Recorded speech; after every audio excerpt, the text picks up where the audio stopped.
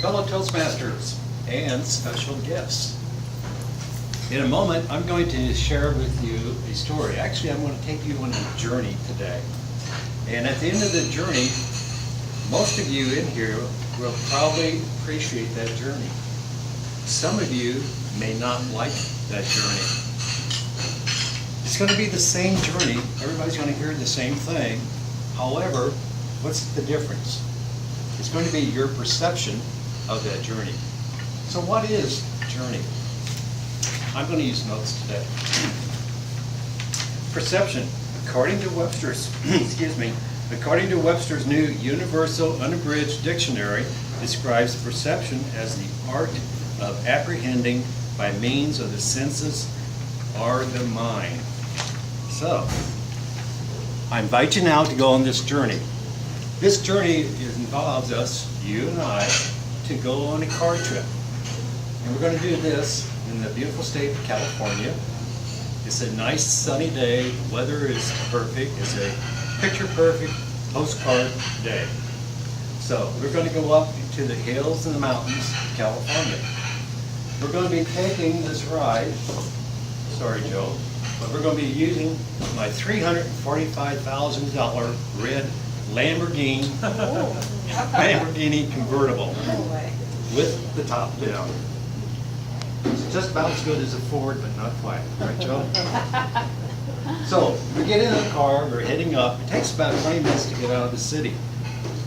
We get up in the mountains, we're going about an hour and a half, and we discuss, we haven't seen any traffic on the road today. I thought, well, that's kind of strange. In California, there's all kinds of traffic. Go another hour and a half, and once again, you know what? We haven't seen one vehicle on the road since we left. It's like the state just cut off the traffic for the road and gave us the road for the day. So we continued on about another hour, got up in the hills, and we decided, you know, we are really getting thirsty. Our mouth is just getting parched. We need to drink something. But we were so far up in the hills, we were miles and miles and miles away from a gas station, a supermarket, or a mini mart.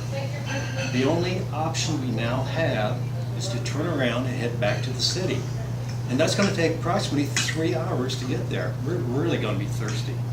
So we decided to turn around, but the road was kind of narrow right at that point. I decided to drive on to find a safer place to turn around.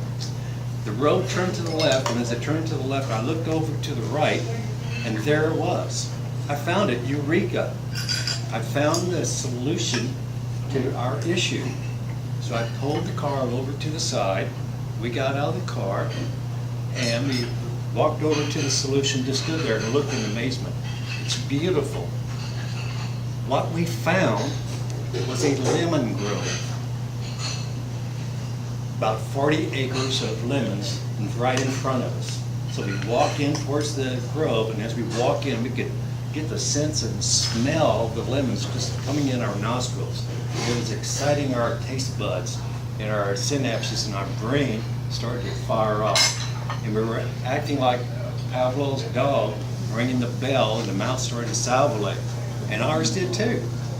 We got close to the perimeter of the lemon orchard and realized those trees were the young, unmatured trees. We needed to penetrate that orchard, get into where there are mature trees. So we walked and walked, and finally we found the mature trees. They were 10, 20 feet high, too high to pull a lemon off. So we had to go deeper to find the real mature trees that had their limbs filled with lemons. Once we would find that, the weight of the heavy, juicy lemons would cause the limb to drip down, and we could actually go over and pick the low-hanging fruit off that limb. So we walked a few more steps, turned the corner, and there it was. There was that tree with that one limb covered with the big, ripe, heavy, juicy lemons. It was leaning down, and it was low enough I could pick the lemon off the branch. I looked at that, and I saw the best lemon I could find. I reached up and grabbed it, and when I touched it, another sense came into play. I could feel the texture of the skin, the lemon skin. It was not too bumpy, not too smooth. It was just perfect. This was a perfect lemon, and I knew it was going to quench our thirst. So I reached in my pocket, pulled out my pocket knife, after I plucked that lemon from the tree, and when I plucked the lemon from the tree, I got a spray from that lemon. It hit my face. Some got on my upper lip, and the smell from that just went up my nostrils. And I actually had my muscles and my neck tighten as if I had tasted the sour lemon. And it went up my ears also. So Pavlov's dog is really living. So I got my knife out. I took that perfect lemon.